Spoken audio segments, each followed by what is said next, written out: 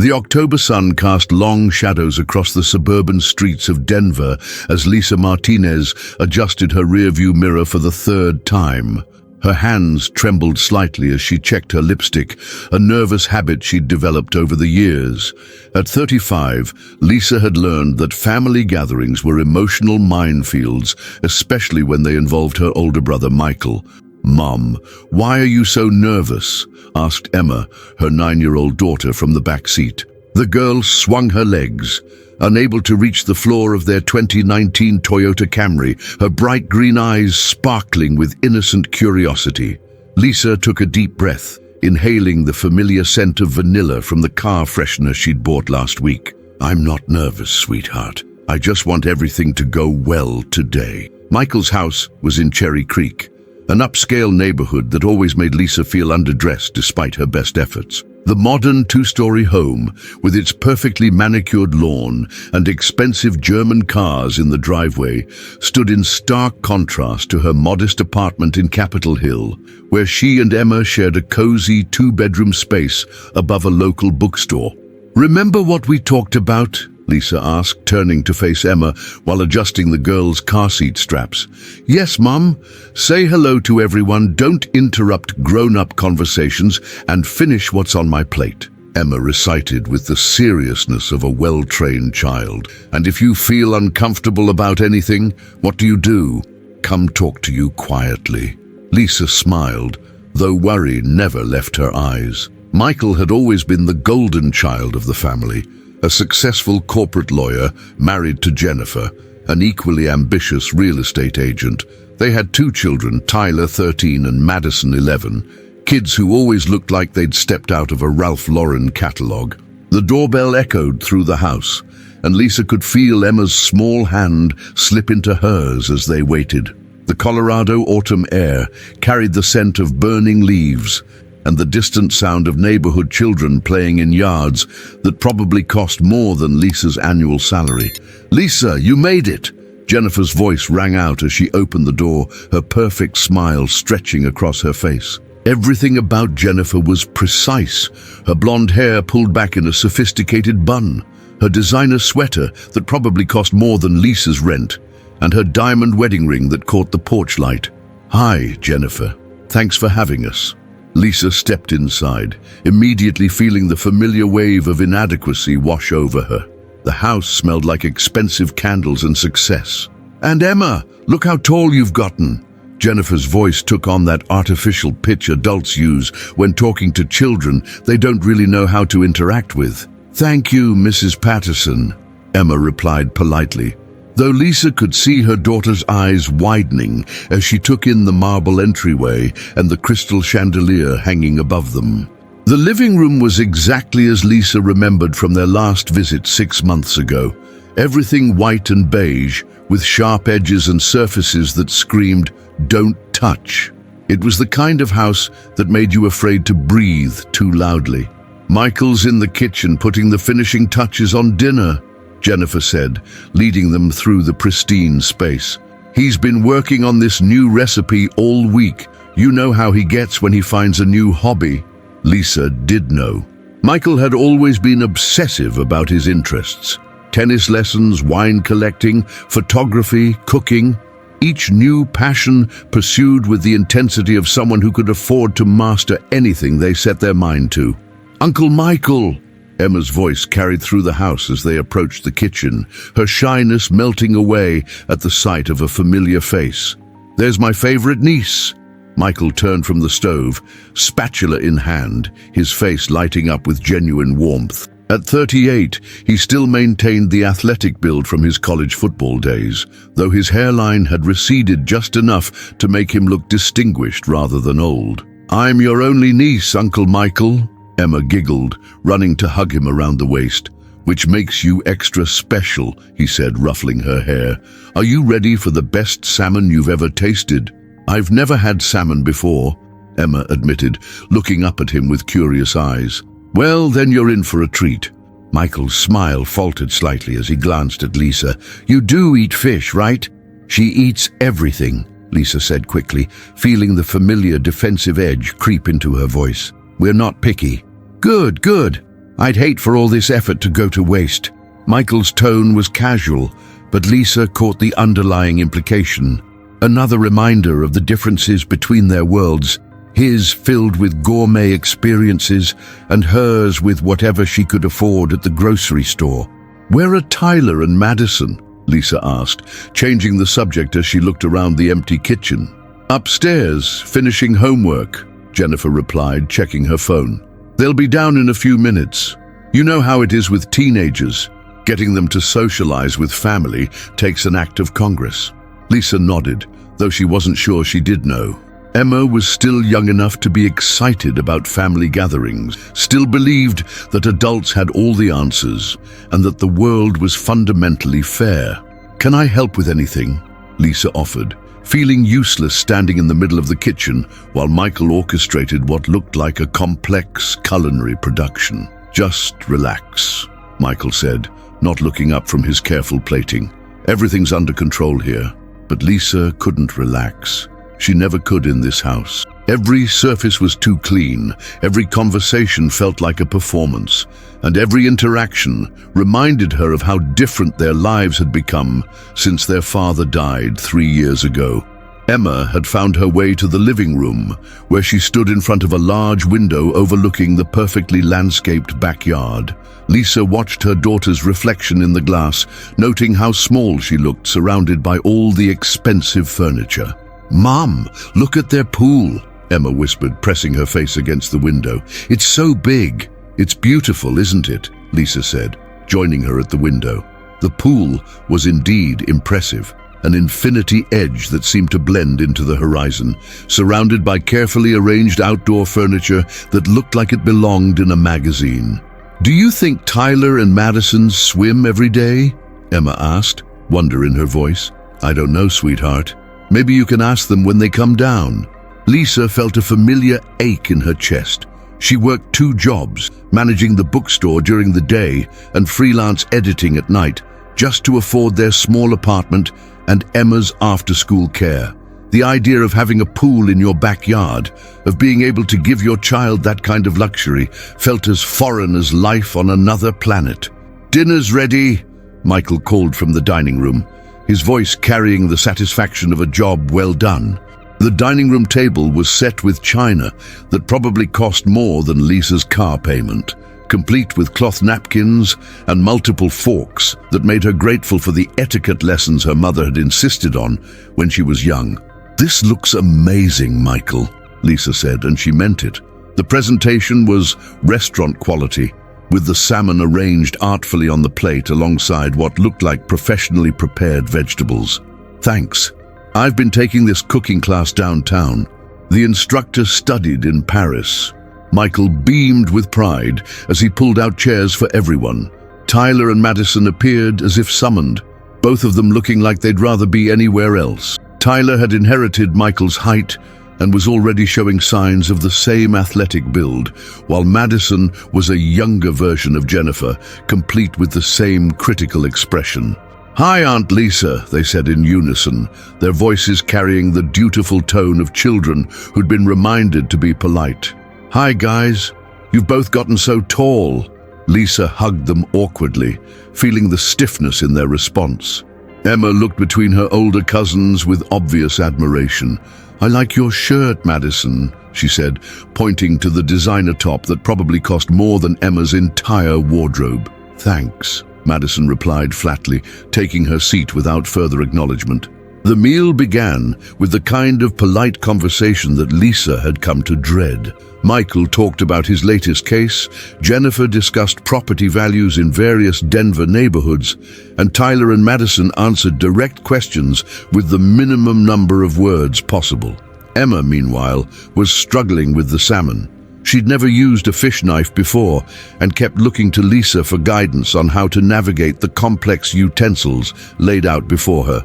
"Here, sweetheart," Lisa said, quietly, reaching over to help Emma cut her food into smaller pieces. "I can do it myself, Mom," Emma whispered back, determined to prove she belonged at this grown-up table.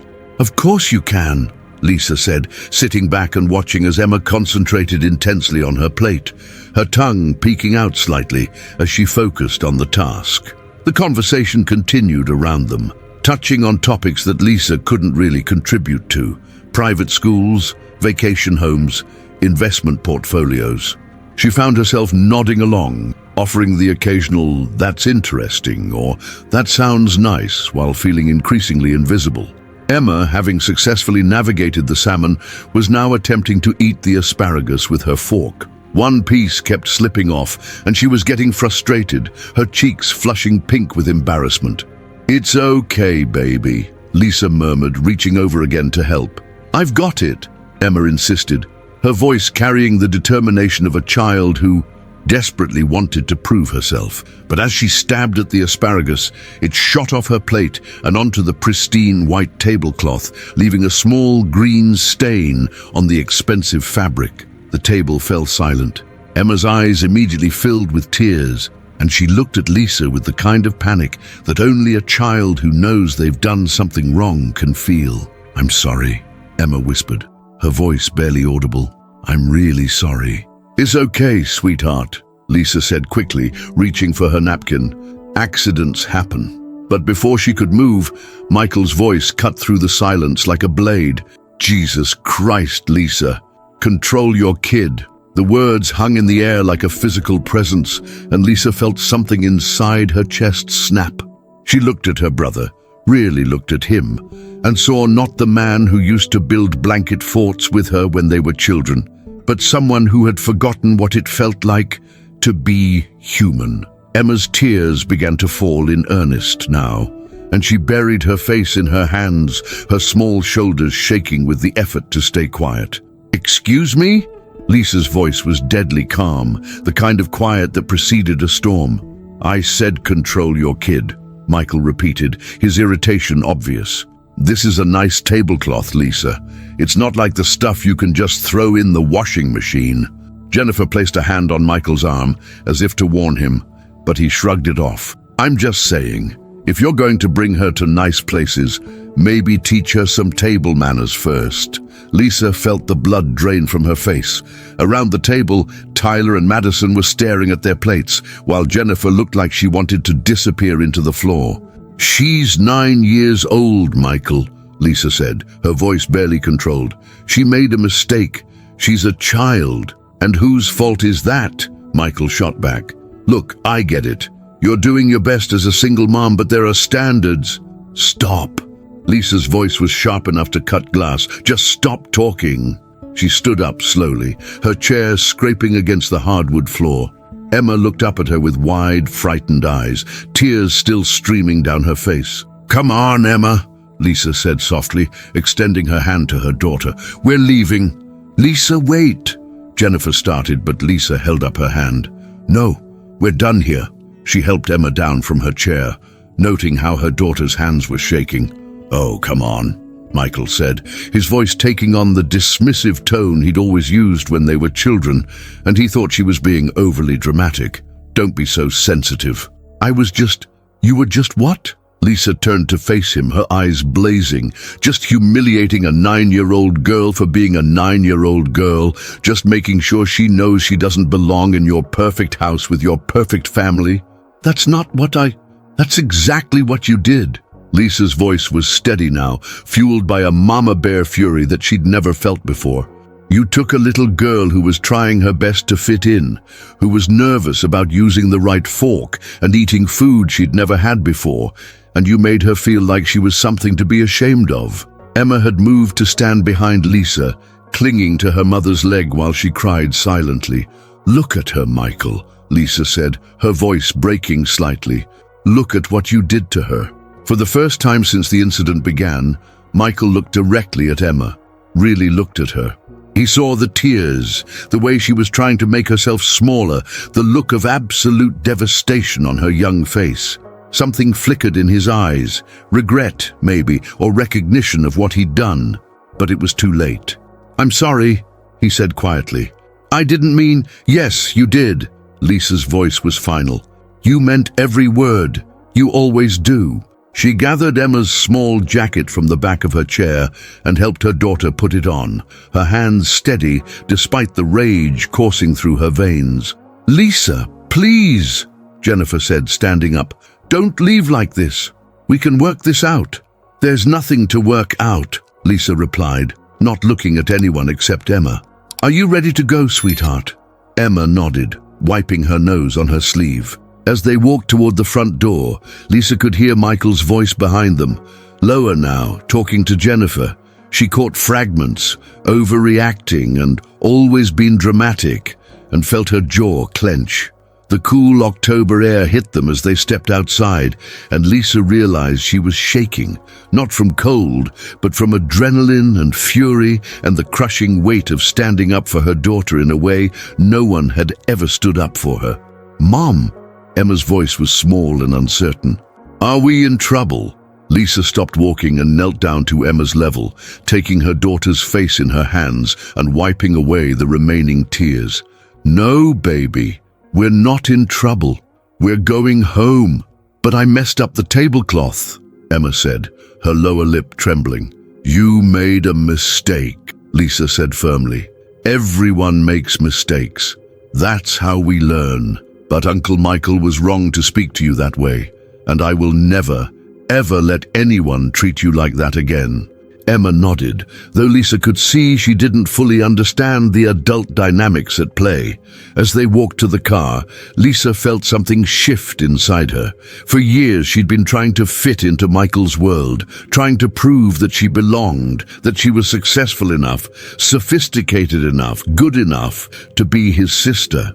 But standing in that dining room, watching her daughter's face crumple under the weight of his criticism, she'd realized something important. She didn't want to belong to a world that had no room for kindness, no patience for childhood mistakes, no understanding of what it meant to be human. "Can we get ice cream?" Emma asked as they buckled their seatbelts. "Absolutely," Lisa said, starting the car.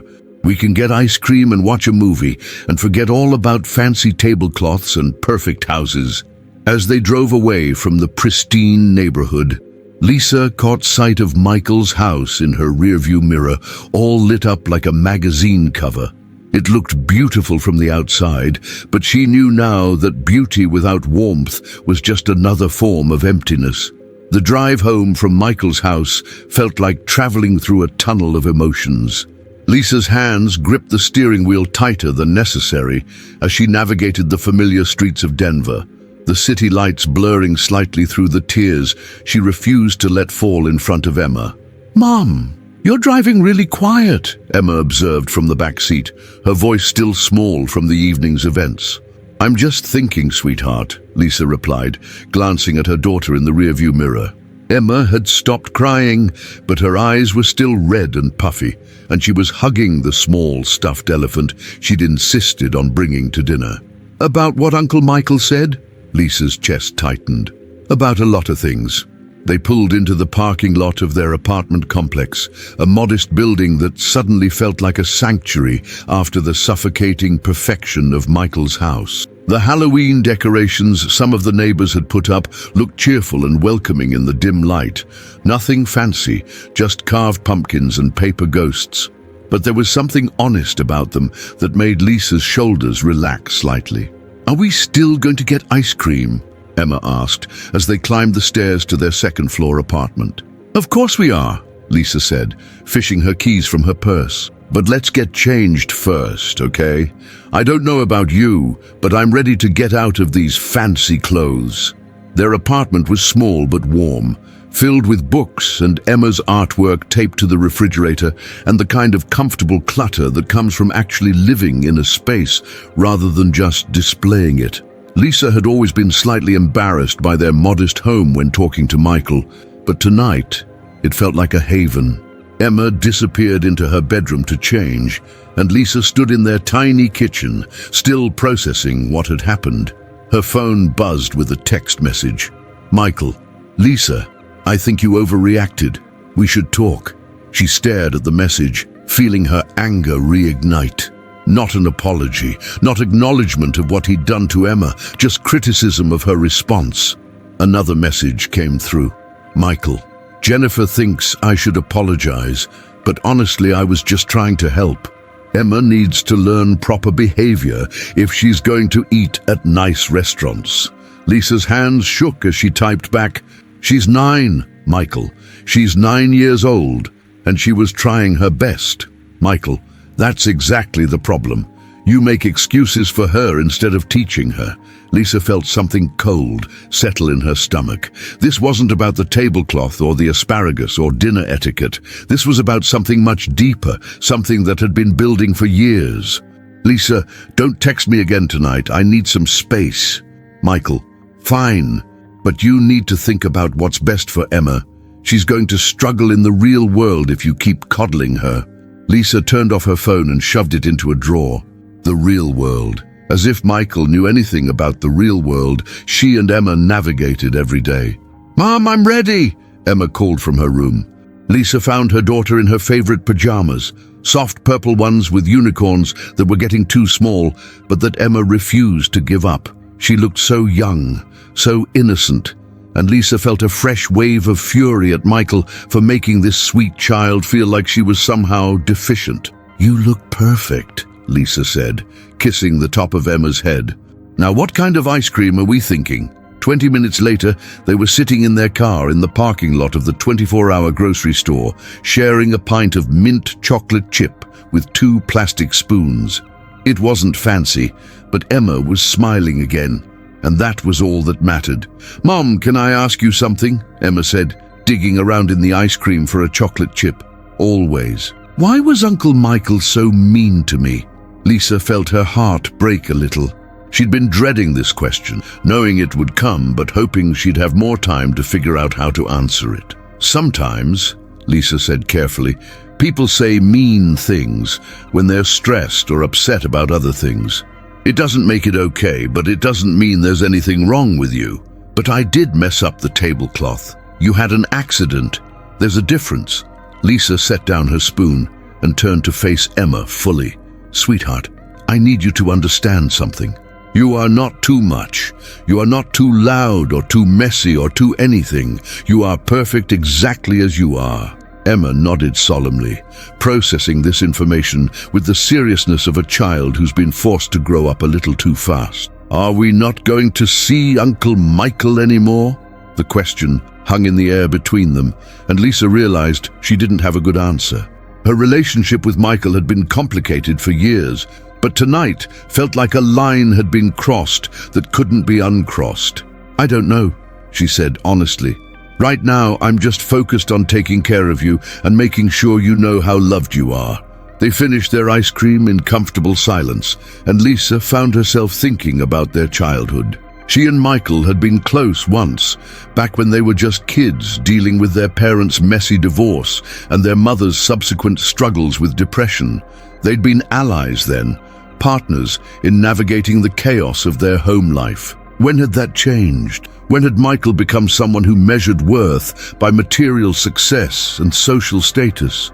When had he forgotten what it felt like to be vulnerable, to need compassion, to make mistakes? Or maybe, Lisa thought with a sinking feeling, he'd always been this way, and she'd just been too eager for his approval to see it clearly. Her phone buzzed from inside her purse. She ignored it. "Can we watch a movie when we get home?" Emma asked, chocolate chip ice cream smeared on her chin. "Absolutely. What are you in the mood for?" "Something funny, with animals." Lisa smiled. "I think we can manage that." Back at their apartment, they settled onto their second-hand couch with a bowl of popcorn and The Secret Life of Pets queued up on Lisa's laptop. Emma curled up against her mother's side, and Lisa pulled a blanket over both of them. As the opening credits rolled, Lisa's phone continued to buzz periodically from the kitchen drawer where she'd left it. She ignored it, focusing instead on Emma's laughter at the animated antics on screen. But her mind kept drifting back to the dinner, to the look on Michael's face when he'd said those words, to the way Emma had crumpled under his criticism. She thought about all the times over the years when she'd made excuses for Michael's behavior, when she'd told herself he was just trying to help, when she'd minimized his comments to preserve the peace. She thought about their father, who died of a heart attack 3 years ago, and how Michael had barely spoken to her at the funeral. She'd been struggling then, recently divorced, trying to establish herself as a single mother, dealing with Emma's adjustment to their new life. Michael had been polite but distant, more concerned with the logistics of the service than with offering emotional support. She thought about their mother, who lived in Arizona now with her new husband, and how she always asked about Michael first when they talked, how she bragged about his success to her friends, how she'd never once asked Lisa if she was happy. "Mom, you're thinking really loud," Emma said, looking up at her with concern. "Sorry, baby. Just got lost in my thoughts." "Are you thinking about Uncle Michael?" Lisa hesitated. "A little bit. Are you sad?" "I'm sad that he hurt your feelings," Lisa said carefully. "But I'm proud of how brave you were tonight, and I'm proud of us for standing up for ourselves." Emma nodded and settled back against Lisa's side. On screen, the dogs were getting into increasingly ridiculous predicaments, and Emma's giggles filled the small apartment. Lisa's phone buzzed again, and this time, curiosity got the better of her. She carefully extracted herself from under Emma and went to check her messages. "Michael, I've been thinking about what happened tonight.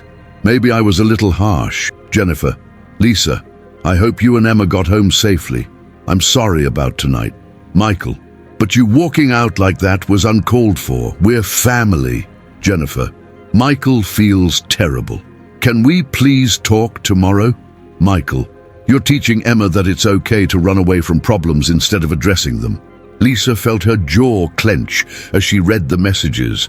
Even in his supposed apology, Michael was still trying to make this her fault, still trying to position himself as the reasonable one while painting her as dramatic and oversensitive. She thought about responding, about crafting the perfect message that would make him understand how much damage he'd done. But then, she heard Emma laugh at something in the movie, and she realized she didn't want to spend another second of this evening thinking about Michael's feelings, or his perspective, or his need to be right. Instead, she turned off her phone completely and went back to the couch, where Emma immediately snuggled back into her side. "Did Uncle Michael text you?" Emma asked, apparently having inherited Lisa's ability to read people's emotions. "Yes, but I don't want to talk about it right now. This is our time." "Good," Emma said with the decisiveness of a child who'd already made up her mind about something. "I like our time better than fancy dinners anyway." Lisa smiled and kissed the top of Emma's head. "Me too, sweetheart. Me too." As the movie played on, Lisa found herself thinking about the future. She'd spent so many years trying to prove herself to Michael, trying to show him that she was successful enough, stable enough, worthy of his respect. She'd measured her worth by his approval, constantly coming up short against his standards. But tonight, watching Emma's face light up at the animated dogs on screen, sharing ice cream in a grocery store parking lot, curled up together on their comfortable old couch, Lisa realized something important. She didn't need Michael's approval to know that she was a good mother, that she was building a good life for her daughter, that she was enough. The movie ended, and Emma was starting to doze against Lisa's shoulder. Lisa carefully maneuvered her sleepy daughter into her bedroom, helping her brush her teeth and get settled under her covers. "Mom?" Emma said as Lisa was turning off the light. "Yes, baby? Thank you for standing up for me tonight." Lisa felt tears prick her eyes. "You never have to thank me for that, Emma. That's what moms do." "But not all moms do that," Emma said with the matter-of-fact wisdom of a child who'd paid attention to the world around her. "Madison told me once that her mom never argues with her dad, even when he's wrong." Lisa sat down on the edge of Emma's bed. "Every family is different, sweetheart, but in our family we stick up for each other, always, even when it's hard, especially when it's hard." Emma nodded and closed her eyes, apparently satisfied with this answer. Lisa sat with her until her breathing evened out, then quietly left the room. Back in the living room, Lisa cleaned up their popcorn bowls and folded the blanket, going through the familiar motions of their evening routine.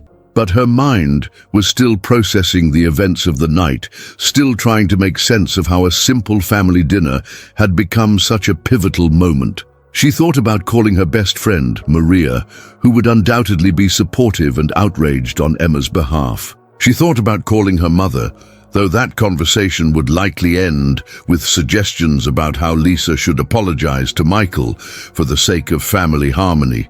Instead, she made herself a cup of tea and sat at their small kitchen table, looking out at the city lights through their window. Their neighborhood wasn't fancy, but it was real. People here struggled and laughed and made mistakes and forgave each other. Children played in the courtyard without fear of messing up expensive furniture. Neighbors helped each other with groceries and babysitting and small kindnesses that made life bearable. Lisa realized she'd been so focused on what their life lacked. The big house, the fancy vacations, the financial security that seemed to come so easily to Michael, that she'd forgotten to appreciate what they had. Love, authenticity, the freedom to be themselves without judgment.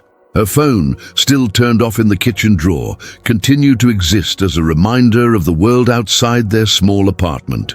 Tomorrow, she'd have to deal with Michael's messages, with the fallout from tonight's confrontation, with the complex dynamics of family relationships that couldn't be easily resolved.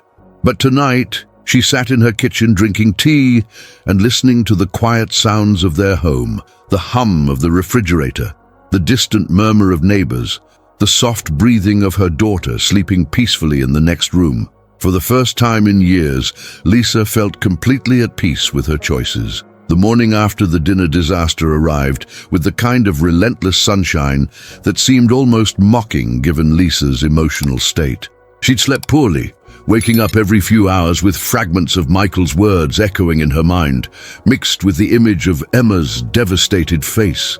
Emma, however, seemed to have bounced back with the resilience that only children possess. Lisa found her in the kitchen, already dressed for school, carefully making herself a peanut butter and jelly sandwich with the concentration of a surgeon. "Good morning, sunshine," Lisa said, ruffling Emma's hair as she passed by to start the coffee maker. "Morning, Mom. I made my lunch." Emma held up her sandwich proudly.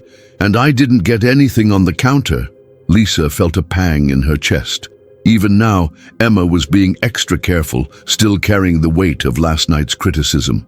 "That's great, sweetheart, but you know you don't have to be perfect, right? It's okay to make a little mess sometimes." Emma nodded, but Lisa could see the uncertainty in her eyes. The damage from Michael's words wouldn't be undone overnight. Lisa's phone had been buzzing all morning from the kitchen drawer where she'd left it, but she'd been avoiding it, focusing instead on the normal routine of getting Emma ready for school. Now, as Emma packed her backpack with the methodical precision she'd inherited from Lisa, the reality of dealing with the aftermath could no longer be postponed. "Mom, are you going to check your phone?" Emma asked, apparently having noticed Lisa's pointed avoidance of the persistent buzzing. "After I drop you off at school," Lisa said, zipping up Emma's jacket. "Right now, you're my priority." The drive to Emma's elementary school was unusually quiet. Emma stared out the window at the familiar Denver streets, and Lisa could practically see the wheels turning in her young mind. "Mom, is Uncle Michael going to be mad at us for a long time?" Emma asked as they pulled into the school's drop-off line. Lisa's hands tightened on the steering wheel. "I don't know, sweetheart. But that's not for you to worry about, okay? That's a grown-up problem. But what if he never wants to see us again?" The question hit Lisa harder than she'd expected. Despite everything that had happened, despite her anger at Michael's behavior, the thought of permanently losing her relationship with her brother brought a surprising wave of grief. "Then that would be his choice," Lisa said carefully, "and it would be very sad. But it wouldn't be because of anything you did wrong." Emma nodded solemnly and gathered her things. "I love you, Mom. I love you too, baby. Have a good day at school." Lisa watched Emma walk into the building, noting how she seemed smaller than usual, how her shoulders carried a weight that hadn't been there yesterday. Michael's words had done more than just embarrass Emma. They'd planted seeds of self-doubt that would take time and patience to root out. Driving back to her apartment, Lisa finally allowed herself to think about the phone calls and messages she'd been avoiding. She knew she'd have to face the music eventually, but part of her wanted to preserve the clarity she'd felt last night just a little longer. Her apartment felt different in the morning light, still warm and welcoming, but somehow more fragile. as if the security she'd felt the night before had been an illusion. She made herself a second cup of coffee and finally retrieved her phone from the kitchen drawer. 15 missed calls, 23 text messages, 2 voicemails. Most were from Michael and Jennifer, but there were also messages from her mother in Arizona and even one from Tyler, Michael's oldest son. Mom, 6:47 a.m. Lisa, Michael called me last night very upset. What happened? Call me. Jennifer, 7:15 a.m. Lisa, please call me. I think we can work this out. Michael, 11:43 p.m. Fine. Don't respond, but you're making a mistake. Michael, 11:47 p.m. Dad would be ashamed of how you're handling this. That last message hit Lisa like a physical blow, bringing their father into this, using his memory as a weapon. It was a new low, even for Michael. Tyler, 12:15 a.m. Aunt Lisa, I'm sorry about what happened. Dad was wrong. Lisa stared at Tyler's message, surprised. The kid was only 13, but apparently he'd understood the situation better than his father had. Jennifer, 8:30 a.m. Michael's already left for work. Can we meet for coffee? Just us. Lisa considered this. Jennifer had always been caught in the middle of the siblings' dynamics, trying to keep the peace while managing Michael's more difficult personality traits. Maybe talking to her would help Lisa understand what had really been going on last night. Lisa, I can meet at 10, the Starbucks on Colfax. Jennifer, thank you. I'll be there. Lisa spent the next hour trying to work on a freelance editing project, but her concentration was shot. Every few minutes, she found herself replaying moments from the dinner, analyzing what she could have done differently, wondering if she'd overreacted. But then she remembered Emma's face, the way her daughter had tried so hard to fit in, and her resolve strengthened. There was no acceptable level of cruelty toward a child, especially not from family. The Starbucks was moderately busy with the usual mix of remote workers and stay-at-home parents grabbing their morning caffeine fix. Lisa arrived first and claimed a small table in the corner, ordering a large coffee and settling in to wait. Jennifer arrived exactly at 10, looking like she hadn't slept much either. Her usually perfect appearance was slightly disheveled. Her hair was in a simple ponytail rather than her typical elaborate style, and she was wearing minimal makeup. Thank you for meeting me, Jennifer said, sliding into the chair across from Lisa. I wasn't sure you would. I wasn't sure I would either, Lisa admitted, but I figured we should talk. Jennifer ordered her usual complicated drink, something involving oat milk and extra shots, and they sat in awkward silence until it arrived. Michael doesn't know I'm here, Jennifer said finally. He thinks I'm at the gym. Why the secrecy? Because he's convinced he did nothing wrong, and he's planning to call your mother to get her to talk sense into you. Jennifer's voice was tired, defeated. I told him that was a terrible idea, but you know how he gets when he thinks he's right. Lisa felt her stomach drop. Her mother, Patricia, had always favored Michael, had always expected Lisa to be the peacemaker, the one who smoothed things over for the sake of family harmony. Jennifer, I need you to understand something, Lisa said, leaning forward. What Michael said to Emma last night wasn't just rude or insensitive. It was cruel. She's 9 years old, and she was trying so hard to make a good impression. I know, Jennifer said quietly. I saw her face. I wanted to say something, but she trailed off, looking uncomfortable. But what? But Michael gets so defensive when anyone contradicts him, especially in front of other people. It's easier to just smooth things over later. Lisa studied Jennifer's face, seeing something she'd never noticed before, the careful way she chose her words, the practiced diplomacy, the exhaustion that came from constantly managing someone else's emotions. How long have you been walking on eggshells around him? Lisa asked gently. Jennifer's laugh was bitter. Longer than I care to admit. You think last night was bad? You should see him when one of our kids brings home a B instead of an A, or when the house isn't perfect for his work colleagues. This was a revelation Lisa hadn't expected. She'd always assumed Jennifer and Michael had the perfect marriage to go with their perfect house and perfect lifestyle. Then why do you stay? Because it's not always like that, Jennifer said quickly. the automatic response of someone who'd explained this to herself countless times. He can be wonderful when he wants to be, and the kids are settled here, and my career is finally taking off, and she stopped, seeming to realize how hollow her justification sounded. Jennifer, those sound like reasons to endure something, not enjoy it. Maybe. Jennifer stared into her coffee. But not everyone can just walk out of a dinner party and never look back. Some of us have to find ways to make it work. Lisa felt a flash of defensiveness. I didn't just walk out. I protected my daughter from someone who was being cruel to her. I know, and part of me envied you for it. Jennifer's voice was so quiet, Lisa had to lean forward to hear her. Tyler came to our room after you left. He said he was proud of you for standing up to his dad. Tyler texted me last night. He seems like a good kid. He is. They both are. Despite, Jennifer gestured vaguely, encompassing all the unspoken tensions in their household. They see more than Michael thinks they do. Lisa felt a sudden surge of sympathy for Jennifer, trapped in a marriage where keeping the peace had become more important than addressing problems. What does Michael want from me? Lisa asked, because based on his messages, it doesn't sound like he's planning to apologize. He wants you to apologize to him, Jennifer said, confirming Lisa's fears. He thinks you embarrassed him in front of me and the kids, and he wants you to admit you overreacted. And what do you think? Jennifer was quiet for a long moment, stirring her coffee with unnecessary concentration. I think my husband forgot what it's like to be a child making an honest mistake.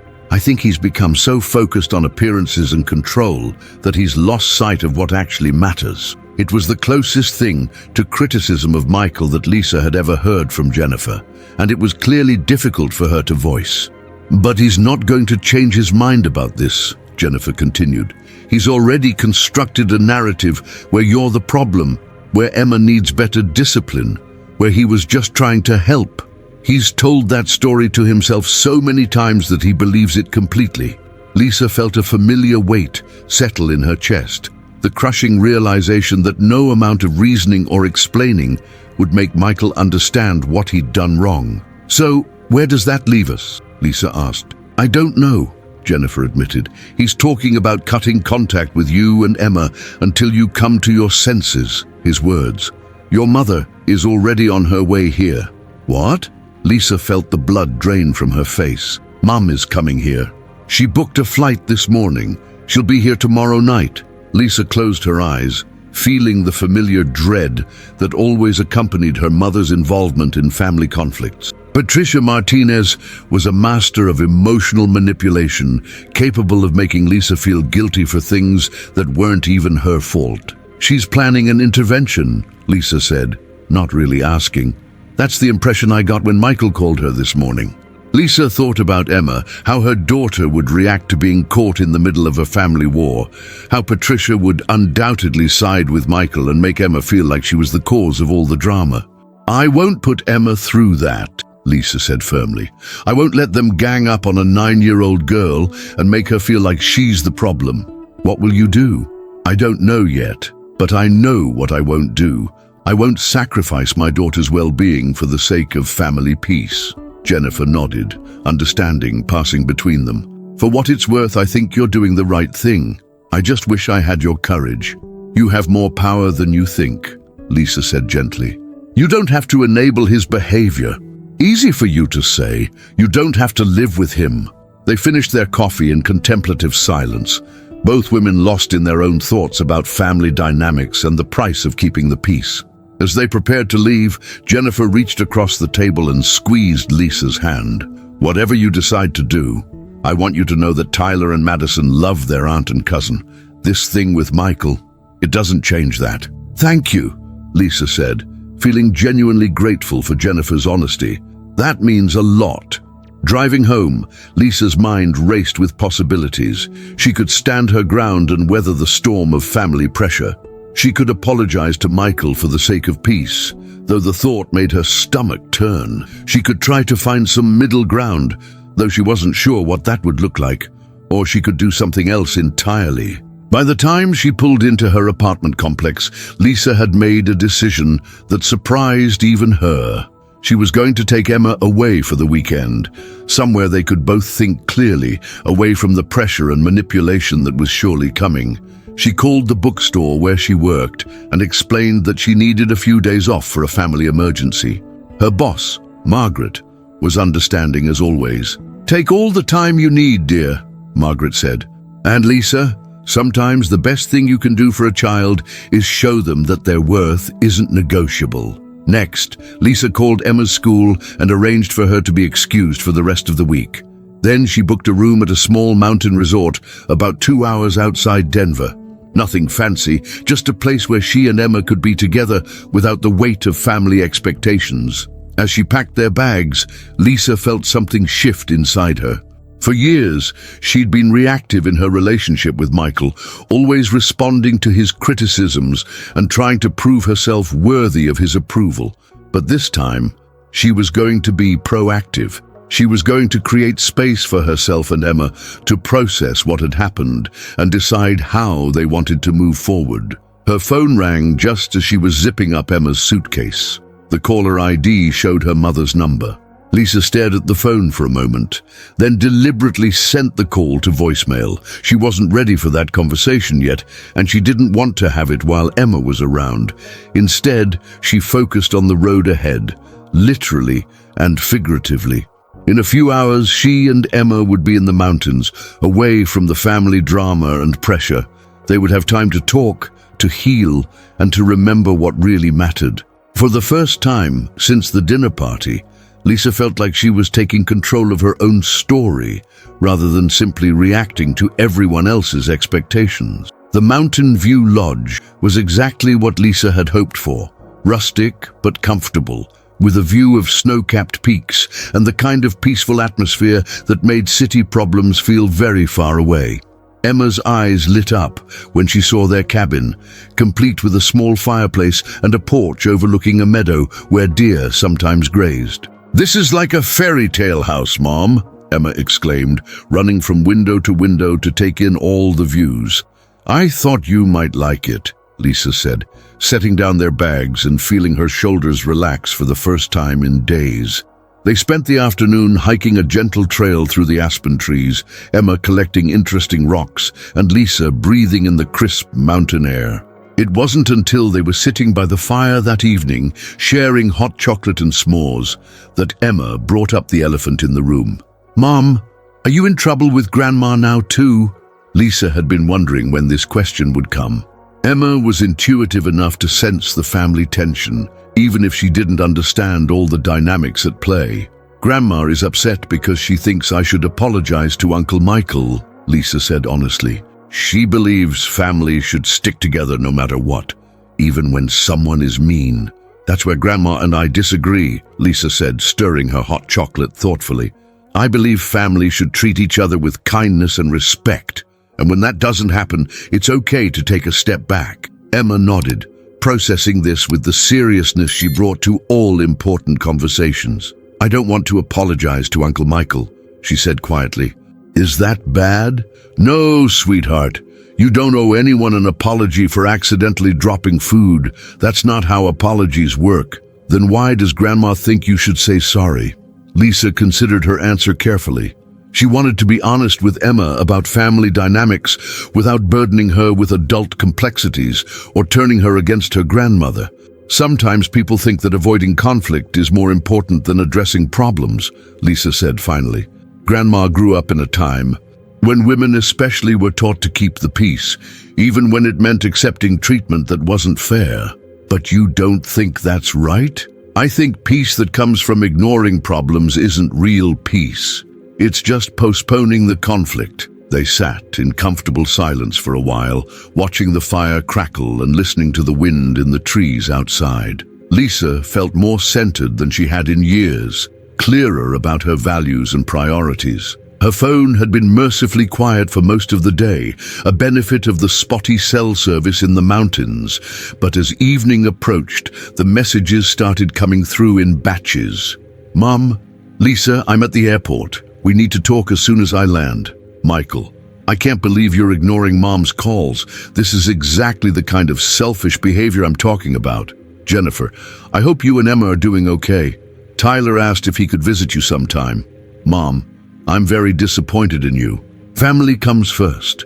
Lisa showed Emma how to tend the fire safely, then stepped outside to call her mother back. The conversation she'd been dreading was unavoidable now. Lisa Marie Martinez, what on earth do you think you're doing? Patricia's voice came through the phone like a verbal slap. Even at 60, she could still make Lisa feel like a scolded child. Hi, Mom. I'm taking some time to think about what happened. What happened is that you embarrassed your brother in front of his family and then ran away like a teenager. Michael is beside himself. Lisa felt the familiar guilt response rising in her chest, the automatic urge to apologize and smooth things over. But then she thought about Emma's face at that dinner table, and her resolve hardened. Mom, did Michael tell you exactly what he said to Emma? He told me Emma made a mess, and you overreacted when he tried to address it. Honestly, Lisa, the child needs more structure. You're too permissive with her. He told a 9-year-old girl to control herself because she accidentally dropped a piece of asparagus. He humiliated her in front of the entire family. Children need to learn proper behavior, Lisa. Michael was cruel. Lisa's voice was steady, final. And I won't expose Emma to that kind of treatment, even from family. There was a long pause on the other end of the line. Lisa could practically hear her mother's disapproval radiating through the phone. Where are you? Patricia asked finally. I'm flying into Denver tonight. We're going to sort this out like adults. We're not in Denver. And Mom, I need you to understand something. I'm not going to sort this out by making Emma apologize for being a child or by pretending that Michael's behavior was acceptable. So you're just going to tear this family apart over a tablecloth? This isn't about a tablecloth, and you know it. Lisa felt years of frustration bubbling up. This is about the fact that Michael thinks his money and success give him the right to treat people poorly. This is about the fact that you've always expected me to accommodate his behavior instead of expecting him to change it. He's your brother, Lisa, your only brother. And Emma is my daughter, my only daughter. And she comes first. Patricia's voice when she responded was cold, in a way that Lisa hadn't heard since she was a child. Fine, but don't expect me to support you when you come crying about how isolated you and Emma are. You're choosing to push your family away. I'm choosing to protect my child from people who think their comfort is more important than her dignity. Lisa hung up before her mother could respond, her hands shaking slightly from the adrenaline of standing up to Patricia for the first time in her adult life. When she went back inside, Emma was sitting by the fire with a book, looking peaceful and content. The contrast between this moment and the tension of the phone call was stark. Was that Grandma? Emma asked, looking up from her book. Yes. Is she mad at us? Lisa sat down next to Emma and pulled her close. Grandma is disappointed because she wants everyone to get along, even when that means ignoring problems. But that's not your fault, and it's not your responsibility to fix. Are we going to be okay? Just us? We're going to be more than okay, Lisa said firmly. We're going to be happy.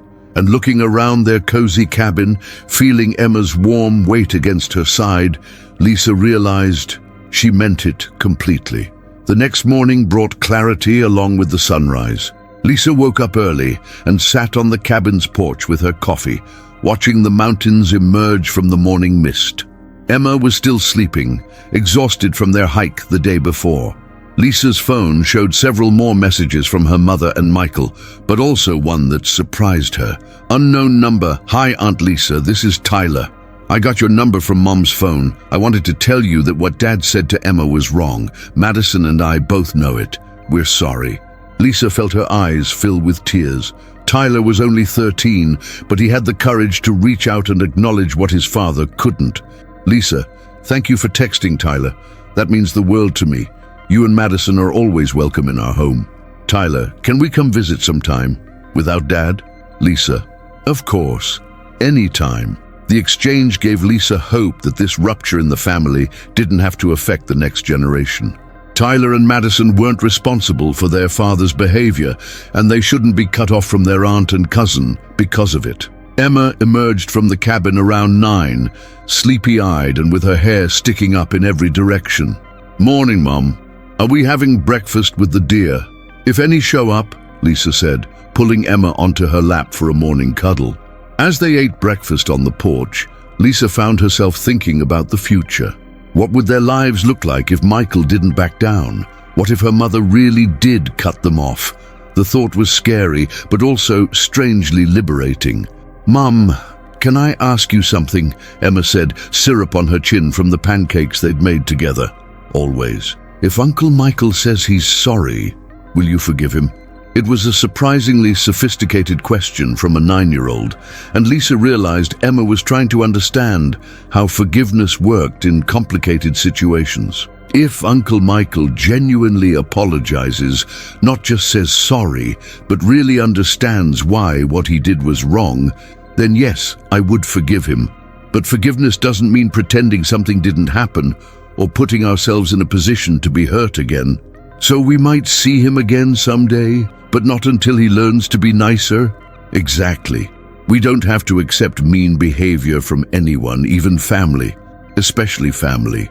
They spent the rest of the morning exploring the resort grounds, Emma making friends with other kids, while Lisa chatted with their parents. It was the kind of easy, natural interaction that reminded Lisa how much she enjoyed meeting new people when she wasn't worried about measuring up to impossible standards. That afternoon, as they were playing cards in their cabin, Lisa's phone rang. Jennifer's name appeared on the screen. "Hi, Jennifer." "Lisa, thank God. Are you okay? Patricia has been calling everyone trying to find you. We're fine. We just needed some space to think. I don't blame you. It's been intense here. Patricia showed up at our house this morning, demanding to know where you were. Michael told her you'd probably run off to punish everyone." Lisa felt a familiar surge of anger at Michael's ability to paint himself as the victim in every situation. "Jennifer, I need to ask you something, and I want you to be honest with me. Has Michael ever behaved this way toward Tyler or Madison?" There was a long pause on the other end of the line. "Not exactly," Jennifer said finally, "but he has very high expectations, and when they don't meet them," she trailed off. "Jennifer, he's never said anything as directly cruel as what he said to Emma, but he has a way of making them feel like they're disappointing him when they're just being kids." Lisa felt sick. She thought about Tyler's text message, about the careful way he'd worded his apology, about how even at 13 he seemed to understand that his father's behavior was wrong. "You don't have to stay in that situation," Lisa said gently. "You and the kids don't have to accept that as normal. It's complicated, Lisa. You know that. I know. But I also know that kids are watching everything we do. They're learning what to accept from people who are supposed to love them." After they hung up, Lisa sat with Emma by the fire again, both of them reading quietly. The peace of the moment was profound. No tension, no walking on eggshells, no worrying about saying the wrong thing.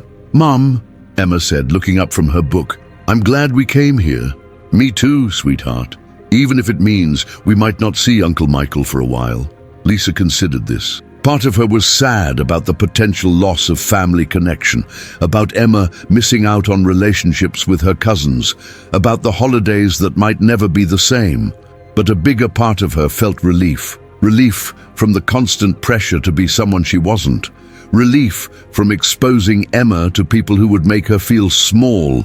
Relief from the exhausting work of managing other people's emotions. "Yes," she said finally, "even if it means that. Because we deserve to be around people who treat us with kindness and respect. What if he never learns to be nicer?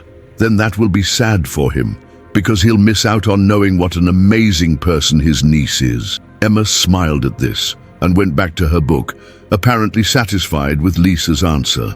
That evening, as they roasted marshmallows over the fire, Emma asked one more question. "Mom, are you proud of me for trying to use the fancy fork even though I messed up?" Lisa's heart clenched. "I am so proud of you, Emma. You were brave and polite and you tried your best. That's all anyone can ever ask of you. And you're proud of yourself for standing up for me." Lisa paused, considering. Was she proud of how she'd handled things? The old Lisa would have been consumed with guilt and second-guessing. But sitting here with Emma, feeling the peace that came from choosing her daughter's well-being over family expectations, she realized she was. "Yes," she said, "I am proud of myself for protecting you. That's my job as your mom, and I'm proud that I did it." Emma nodded solemnly and went back to her marshmallow, apparently filing this information away for future reference. The next morning, they packed up their things and prepared to head back to Denver. Lisa felt like a different person than the one who had driven up to the mountains 3 days earlier. Clearer, stronger, more certain of her priorities. As they loaded the car, her phone buzzed with a message from an unknown number. Unknown. "Lisa, this is Madison. Tyler told me he texted you. I wanted to say I'm sorry too. What Dad said to Emma was mean, and I felt bad for her. I hope we can still be cousins." Lisa showed the message to Emma, who beamed with happiness. "Can we text her back?" Emma asked. Lisa and Emma: "Hi Madison, of course we're still cousins. We love you and Tyler very much. Come visit us anytime." Madison: "Really? Even though Dad is being weird about everything." Lisa: "Especially then. You and Tyler are always welcome in our home." The drive back to Denver was peaceful, with Emma napping in the back seat and Lisa feeling more centered than she had in years. She didn't know what the future held with Michael or her mother, but she knew she'd made the right choice in protecting Emma and setting boundaries. As they pulled into their apartment complex, Emma woke up and looked around with satisfaction. "I'm glad we're home," she said. "I like our place." "Me too, sweetheart, me too." That evening, as they settled back into their normal routine, Lisa's phone rang one final time. Michael's name appeared on the screen.